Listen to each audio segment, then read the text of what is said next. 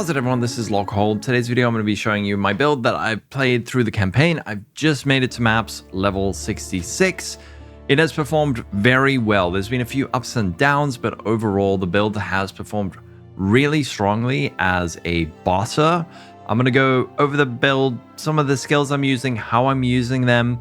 If you want full details of this build, I have this guide over on Mobalytics. This will be linked in the description with full information about the type of gear you need, the skills, leveling gems, and the skill tree and which points to take in what order. Having it like this means that if I change things around, you'll be able to see the changes, and anything I show you in this video that may change, well, it'll be updated here. So with this build, we're mainly using Gas Grenade. This is going to be our single target, but we're combining that with Explosive Shot. This skill allows you to explode your grenades. Any grenades that they hit will explode. So if I shoot these grenades and then I shoot, that detonates. Same with these. I have these explosive grenades. I shoot them. They have a very long fuse timer, as you can see. But if I shoot it and then shoot it, they instantly detonate. So that's the main way that we are triggering these grenades more quickly. So it is kind of like a throw the grenades down and then detonate them. But there are some utility skills that we're using on top of that. Firstly, one is Oil Grenade. What Oil Grenade does is it coats the ground in oil. That applies exposure, which means enemies on it will take increased fire damage. So if we throw that on the ground, we have oil. We can also detonate that, and now the ground is covered in this oil. If we shoot it, it catches on fire, which is great because any grenades that land on fiery ground will explode, as you would expect. So if I throw this on, it doesn't have that same long detonation time. Then, the other skill we have is Flash Grenade. This one is used to apply heavy stuns to enemies, or at least stun them, especially for bosses. This is great, but it's also a really nice way of engaging packs. So instead of running into packs of monsters and getting a surprise, let's see, when we find a monster, I can throw that out and it stuns them. So it's a way of like engaging, and that allows me to set up my skills and then blow them up like that. So this is like a safety net. It's also a way for really stacking up that stun threshold on bosses. And then the other skill I'm using, the last skill, is Glacial Bolt. I don't use this too often, but it is like a panic button used to keep enemies at bay. So this shoots out a little triangle of frost wall, and then if I link it with Fortress Support, which you can see over here, it instead shoots out a ring. So I can shoot that, it holds them back. You need to swap between your different weapon types, and then it can hold them back. Can be very useful in certain cases, especially with like lots of little small creatures, like these little monkeys. But one thing you need to be careful about is not trapping yourself like this, because then you can end up in some very bad situations. But that's the overall play style, at least how the skills combine. So you're using your Explosive Shot to trigger your grenades and also light your Oil Grenade on fire. And then you're using these as your Flash Grenade to stun. And then for just normal clear, I found that Explosive Grenade alone works fine. So just throw your Explosive Grenade, shoot it like that. You don't have to do the full setup with like Gas Grenade into shoot, into Burning Ground, into Gas Grenade. You can just shoot out these explosive grenades, and that is usually enough. But for bosses, it is very important that you use your Oil Grenade to create that Burning Ground, because that also applies exposure, and these gas grenades, you'll get the more explosions. So for gas grenades, there's actually two portions of an explosion. So there's the initial explosion there. You get that like 5, well, each grenade explodes. I happen to shoot 5. I'll explain how. But then there's also the secondary explosion. So there's first explosion, and then I can shoot that cloud. So you want to get that double explosion on bosses. Let's see if we can find this horrible quadrilla boss. These ones are probably better to stun, shoot like that. There you go. I know everyone hates this boss, so it'll probably be a good one to kill. Alright, Monkey Man. Okay, so set up with the oil grenade, throw down some nice gas grenades that automatically explode, and then you blow that up. And then we can also stun him with those things, which gives us time to set up, shoot that, shoot some of these on the ground. Try not to get killed.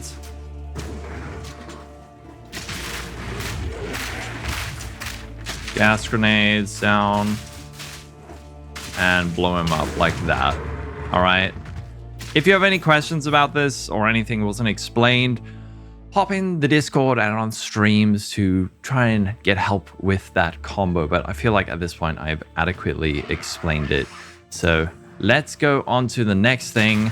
There's a few things that I need to explain. I'm sure many of you are wondering how I'm getting so many explosions. And, well, I will explain it now as soon as I can teleport out. Let's go. I'm not going to go over all the gem links. Those are over on Mobalytics. But some of the cool things that I must mention, firstly, is this Payload Support. Supported skills have 70% reduced cooldown recovery rate, meaning you can shoot this less often. However, grenades fired by supported skills have a 50% chance to activate a second time. That's why you're seeing those like double explosions on the ground. This is really good. The rest of the support gems on the site should make sense. But let's look at some of the gear. So, for our weapon, we're looking for a Bombard Crossbow. This has the implicit grenade skills, fire, and additional projectile. As for the rest of the modifiers, on our prefixes, these are the top ones. You can press Alt and it'll show you, it's very hard to see, but over here it says prefix and then it has the mod tier. The mods we're looking for are primarily increased physical damage. However, increased lightning damage, increased elemental damage with attacks are also really good. Increased level of projectile gems are also really good. And then for suffixes, these ones, attack speed is the main thing we're looking for. The rest of the gear is fairly straightforward. We're looking for life, attributes, and resistances. So things like resistances, life, you can see it over here. Resistance is life on your boots. Most important mod, movement speed. I will value that over almost anything else. Actually, definitely anything else. Movement speed is like #1 priority on your boots. Belts, life resistances, gloves, life resistances, but then also nice things like flat damage to attacks. Any adds X to X physical damage is excellent, but any adds X to X damage is really nice. Something like this adds 5% physical damage to attacks, actually adds a lot more damage than you think it might. So gloves, attack speed, flat damage. We don't really need accuracy, resistances, and that's going to be true for the rest of the gear. As for my amulet, life resistances, spirit, that kind of thing. Now, helmet, I found this thing, and this thing is really broken for bosses. So the line in question, deal 4% increased damage with hits to rare or unique enemies each second they've been in your presence, up to a maximum of 200. So if you're able to be in the presence of a boss for 50 seconds, you're dealing 200% increased damage. So for longer boss fights, tougher bosses, this just really helps you. The longer it goes on, the faster it gets. And there's a few other points on the tree I'll show you that further leans into that mentality, especially those final phases of bosses where it gets harder and they do more attacks and things. This will really just allow you to fly through that final phase. Then flasks, very important that you just use the highest tier you can. Try and get mods that increase recovery rate or grant extra charges. And then charms, I need to look at these, but I've kind of been changing them around depending on what is happening. If I'm getting poisoned, I'll use a poison one. If I'm getting stunned, I'll use a stun one. And mana flask over here. But let's have a look at the tree, because I think one of the biggest things you're probably wondering is which Ascendancy points did I take? So I'm playing Witchhunter. First thing I took was Pitiless Killer. This gives us Culling Strike, which allows us to kill enemies once their life reaches different thresholds. So normal monsters will die when they reach 30% life, magic when they reach 20, rare 10, and unique 5%. Some people thought this was not good, but I've been feeling like it is so nice, especially early on. This feels really good just with clear. It's less impactful for bosses, but for clear, it felt really good. Then the Explode Zealous Inquisition actually feels a lot better than expected. 10% chance for enemies you kill to explode, dealing 100% of their maximum life is physical damage. Chances are doubled against undead and demons. This just helps further clear out any stragglers that don't get blown up by your grenades. Later on, it may be more or less useful, but for now, it is feeling really good. What I want to test next, I might go for Decimating Strike, which means that the first hit you do against enemies removes between 5 and 30% of their life, but that might not be super necessary, so we might go for Witchbane. I've heard good things about these 2 points, but if maps prove to be very scary, I might even go for Sorcery Ward, so this is something I must still test. Looking at the rest of the tree, these points, the order in which I took them is all on Mobilytics, like I said. But the interesting ones to point out. Instant reload. If you decide to level this build from level 1, there are some leveling gem suggestions on the page, but this reload speed makes the build feel a lot cleaner and smoother. The quality of life you're getting from this is excellent. This over here, damage with hits is lucky against enemies that are on low life. So once that boss reaches 30% of its final life pool, then you're really going to chunk down that last percent. Same with this, 6% increased damage with this on enemies that are low life.